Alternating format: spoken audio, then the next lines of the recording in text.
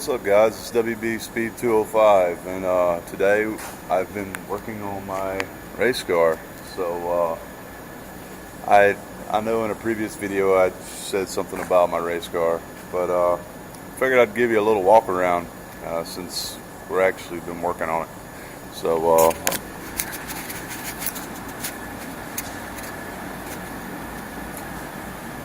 this is a 1989 Fox body.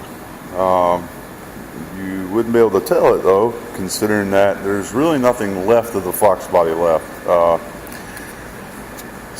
My father owns a racing series called KG Mini Stock Association and KMSA, and we race all over the South, United States, the Southeast. Anyways, our rules are pretty lenient.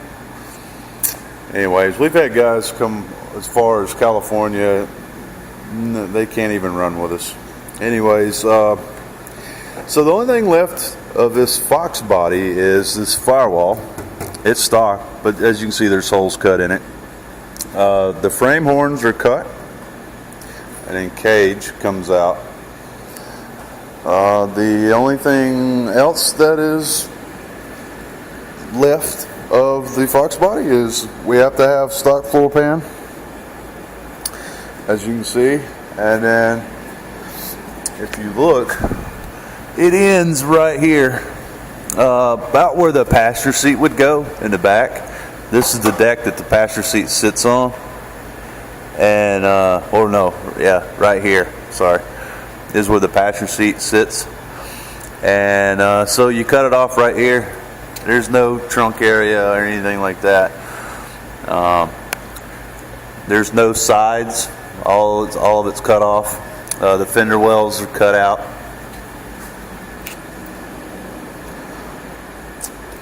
I don't know how well you can see. It's pretty dark, but there's really nothing much left of it. Basically, we do this so we can put the weight where we want it and get a better weight distribution. But the body we built ourselves, and most of the cars that race in our series look very similar to this. If you know anything about dirt track, then you'll know that this looks a lot like a super late model or a late model, like what Tony Stewart would run. And you would be right that it looks like it, because this is actually the same height and the same width as a late model. So this car didn't look like this at first when we got it. We got it as a race car, and I was put into a wall and it totaled it out. So we went ahead and redid the whole body. And I don't know, let's see if I can show you. Okay, this bar right here is the original bar from the old body, which didn't look stock either, but it didn't look like a late model. And so we raised it up, and then it also ended about, I would say about right here, and we widened it. So we brought it up and then we widened it, and the reason we did that is so we can get more downforce in the front. By doing this, you gain a lot of downforce. The aerodynamics work better.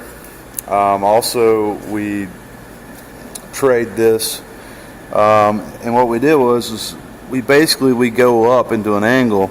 It rams the air, so it's actually using this as like a spoiler as well, and then it rams it into the back spoiler.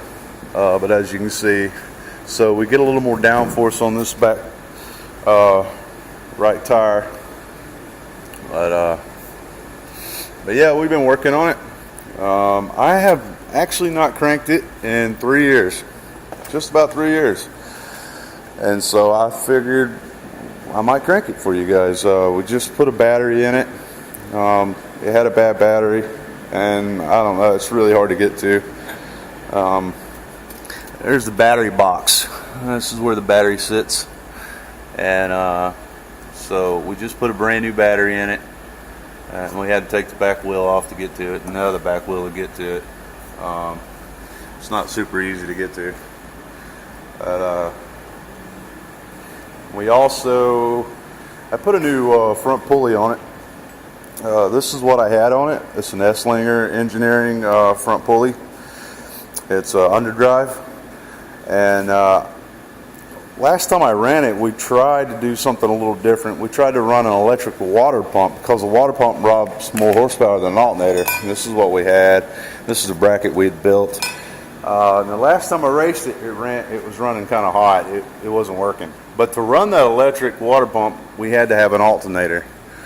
So, an alternator robs about a horsepower, half a horsepower, and a water pump robs between 10 and 15 horsepower. So we decided, well, we'd try to run the water pump with an electric motor, and it was over here. But we had to run an alternator to do that. Most dirt track cars do not run alternators. They just charge their batteries and go. But we decided, let's keep the alternator, and let's go back to running the water pump off the main crank. But so I had to order a dual V-belt underdrive pulley from Esslinger. So that's what we did, and we had to redo the bracket. We had a Nissan hard body. Oh wait, Nissan 720. Sorry, alternator bracket, and it worked for when we had the electric motor on it. But we had to do a little bit of adjusting, so we had to make our own bracket for it so that we could get it right. But this motor is a 2.3 liter. They come out of Rangers, Pintos, Mustangs, and this is a small journal motor, so it's the newer motor that they had. It did not come with that head on it. The small journals, I think, mainly came with the 8-plug heads. This has been changed over to a round tooth timing setup instead of a square tooth. It's less friction. I've got, this is the Esslinger setup, Esslinger timing gear, adjustable timing gear. I've got a Race Engineering underdrive water pump pulley, Esslinger aluminum valve cover. This head is what we call the Chinese head, a Ria Chinese head. Basically, you can't get them anymore. They're super rare. They only made about 150 of them, and people pay top dollar for them. And when I talk about top dollar, I could probably sell this thing for 10 grand right now, the head. Pretty easy. When it was new, we paid about $5,000 for it, and that was, we still had to add some parts to it. But it's running a 660 lift solid roller head cam. It's got the biggest size valves you can put in it, 11/32 valve stems. We're going to change that out. We're thinking about changing that out to 7mm stems and go with a beehive spring setup so we can go for less friction. Just a new school of thought, and that's what most of the guys are running now. The block is running 5.7-inch rods with Wasco pistons, but that's the crank. I mean the crank's billet. The stroke has to stay the same in our rules. We have to run a carburetor. That's a 500 CFM Holley that we've worked ourselves. That Kinzer air filter, that's actually really awesome. It's a pain in the ass to take off, but basically this whole thing is completely open. It's foam, like a motorcycle, like a dirt bike air filter. It's completely foam, and it's got like a framework inside there, so it gets air from every single direction. I think that was like $300 something. Of course, it's got headers. I'm running a dual brake master cylinder, one for the fronts, one for the back, so I can adjust it between the change of brake bias. I've got a hydraulic clutch setup with a Goldstar. Goldstar weighs about, I think it was 12 pounds total, flywheel and everything built in. I've got a steering quickener. It's a 2-to-1 steering quickener. It runs great. It did last time anyways. But let me show you what a Goldstar looks like, because they're pretty awesome looking. The clutch. If I can get over here to it, I've got a couple spares, or a couple full assembly spares. This is a Goldstar clutch, and this is what's in it. Really light, made out of aluminum. I mean, it's the best you can buy for it. Better than a dual clutch setup, I think. They last longer. I've got a Holly blue fuel pump. Let's see if it'll fire up. I haven't timed it. Kind of timed it by just feel. So let's just see if it'll crank. All right.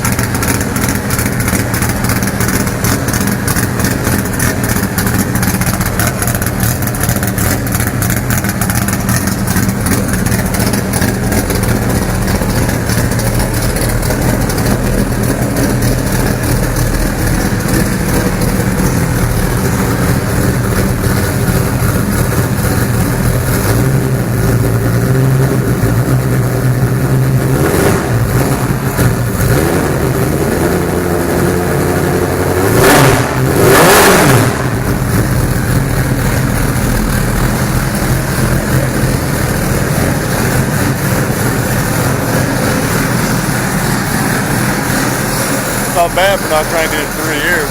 It fired right up.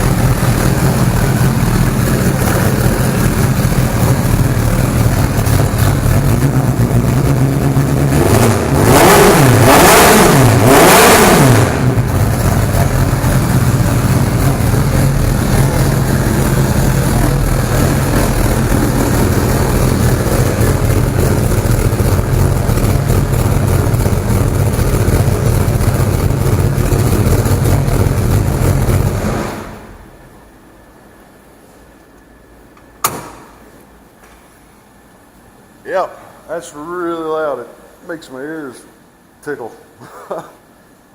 But It seems like it's running good, so it shouldn't be too long. I need to change out the front springs.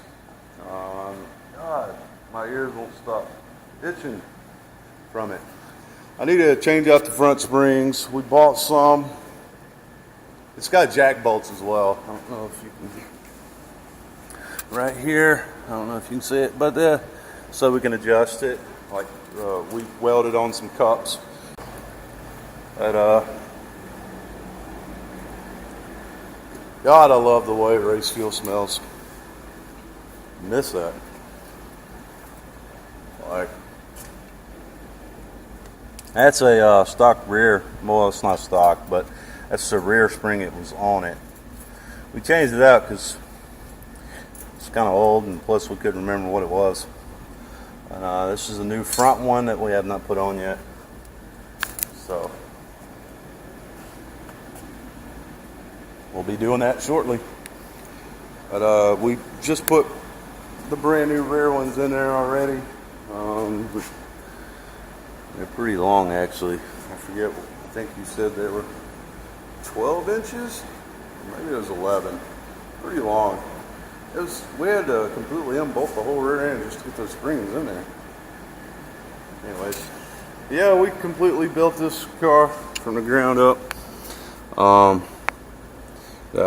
Was it West Speed pedals, brake and clutch, like I said, it has the dual master cylinders for the brakes, so you can change brake bias. And then we changed it from a cable-driven clutch system to a hydraulic clutch system. There's that. It's been sitting in there so long it's starting to rust. But I've only ran the car since we put this body on it, like maybe 3 or 4, maybe 5 times. And we were having issues turning, or I was having issues turning, and so we started redoing the whole suspension, and then I got laid off from work, and so I didn't get far with it. You know, I spent a bunch of money on the quickener. I have not drove it since I put the quickener, steering quickener on it, and I haven't drove it since, let's see, steering quickener, the new springs. I haven't drove it since we put the jack bolts in it either. But it's about to change. So, sounds good, runs good, and yeah, I just figured I'd show you guys. I dabble with a little bit of everything: motorcycles, race cars, Corvettes, just anything that's got wheels and goes fast. I like it. So, but hopefully in the next couple weeks we'll be taking it to the track, and I got a roll cage mount, and maybe I'll do that. I'll record me running it. I'm sure I'll suck at it since it's been 3 years, but I mean, I used to be pretty good at it. I won track champion a couple years, and I got like 40, 50 first place trophies in a box somewhere. I started giving them out to kids because it was pointless to have them. They were just taking up room. But so yeah, well, I'll record some racing and put it up and see what you guys think about it. Still haven't got the transmission in the truck yet, but hey, at least we got it out. The exhaust is off, and so yeah, guys, just a little update. I haven't been uploading as often because I lost my job over prescriptions that I take, and I thought it was a HIPAA law that they couldn't get your prescriptions that you take from your doctor without consent. And my doctor wouldn't write a note specifying that I could drive with them. He said he wasn't going to take the liability, so they pretty much let me go over false pretenses. And I live in Alabama, so it's a right to work state. There's really nothing you can do about it. And so since I was laid off, my internet's been cut off, so it's been kind of hard for me to upload anything. So I was told that I should try Patreon, that I could actually people could help me out, and the Patreon, and I haven't really looked into it yet. but maybe I might try that. I mean, since YouTube's made it where you've got to have ridiculous amount of views and subscribers before you even get monetized, I mean, I guess that's the only thing I can do is start up a Patreon and hope maybe people like my content enough to maybe donate a little bit here and there until, you know, my videos finally do make it to that point, which would be a long time, I'm pretty sure. Anyways, guys, this is WB Speed 205, and if you like this video, subscribe, and thanks.